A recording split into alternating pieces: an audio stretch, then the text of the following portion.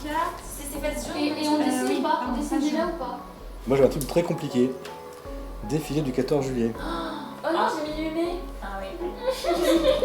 Donc là, je sais pas ce que c'est. Je peux avoir un... On va mourir. C'est quoi? En ce samedi après-midi, Thierry, Alix et leurs enfants passent un moment de jeu en famille. On saisit ces opportunités de pouvoir soit effectuer des balades, regarder un film ensemble, ou alors faire un jeu comme ici, pour pouvoir aussi avoir des souvenirs et qu'ils puissent aussi partager des moments en dehors du quotidien et du train-train quotidien. Voilà. Commandant dans l'armée de terre, Thierry est toujours entre deux missions dont certaines peuvent durer jusqu'à 6 mois. Ces moments en famille sont donc précieux. Le prochain départ n'est pas encore programmé, mais les enfants de leur côté ont des envies très précises pour profiter de leur père quand il est à la maison. Surtout l'avant-dernier, Henri. Le rugby, les balades en vélo, nettoyer la piscine, faire des balades en famille,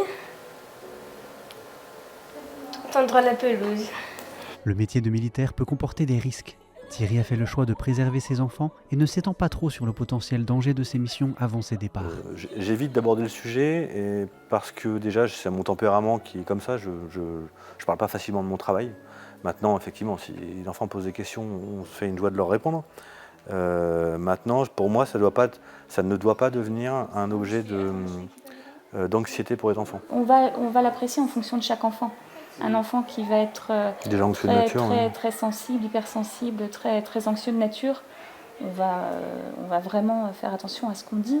Un enfant qu'on sait qu'il peut entendre ça, on le lui dira. Il peut y avoir du risque, mais le risque il est maîtrisé. Et en fait c'est ça qu'on doit apporter à des enfants. C'est une forme de protection et d'assurance que tout va bien se passer.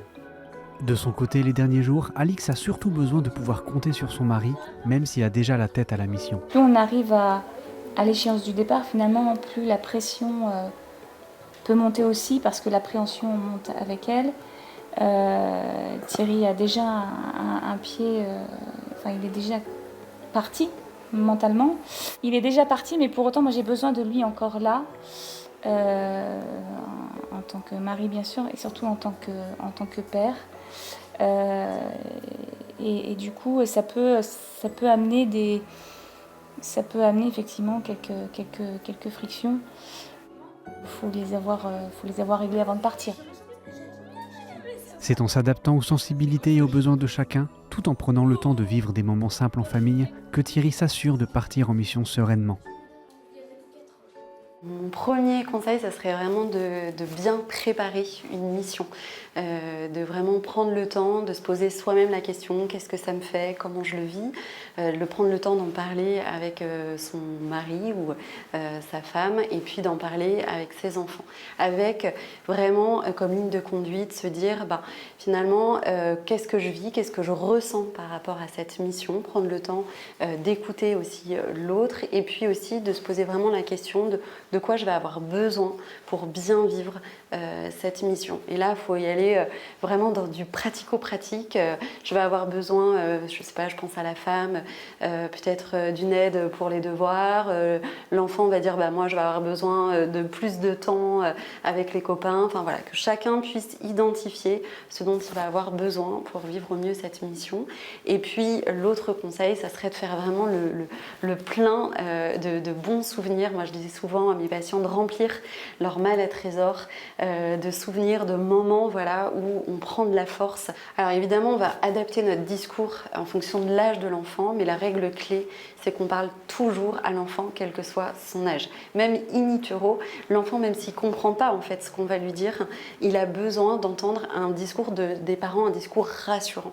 Donc en fait, on va vraiment lui dire quand c'est possible, ou alors la zone géographique, ce que va faire le militaire, comment il va être protégé, avec qui il part, et puis surtout on va lui dire que le militaire continue à exister, que le militaire continue à aimer l'enfant, à veiller sur lui, mais que même s'il est loin, en fait le lien d'amour qui les unit continue à exister. Le plus dur à vivre, c'est vraiment l'imminence de l'arrachement. C'est-à-dire qu'on sait que l'être aimé va partir dans 2 jours, 3 jours, 4 jours. Parfois c'est incertain, la date peut bouger jusqu'au dernier moment. Et en fait cette imminence, c'est quelque chose presque de cruel. À la fois il faut faire le plein et à la fois on sait qu'on va être séparés. C'est ça qui est hyper violent. Essayer d'habiter ces derniers moments. Et ça, chaque famille a un peu ses petits rituels qu'ils mettent en place pour le vivre le mieux possible. Il y a des familles qui ont besoin de rester chez elles, vraiment que personne d'autre ne vienne, d'autres qui au contraire vont partir, vont faire un tout petit voyage juste avant, de manière à ne pas être trop dans la réalité et ce que le départ soit plus doux possible. Là aussi, c'est la question qu'il faut que chaque famille puisse se poser, de quoi j'ai besoin pour mieux vivre ces derniers moments.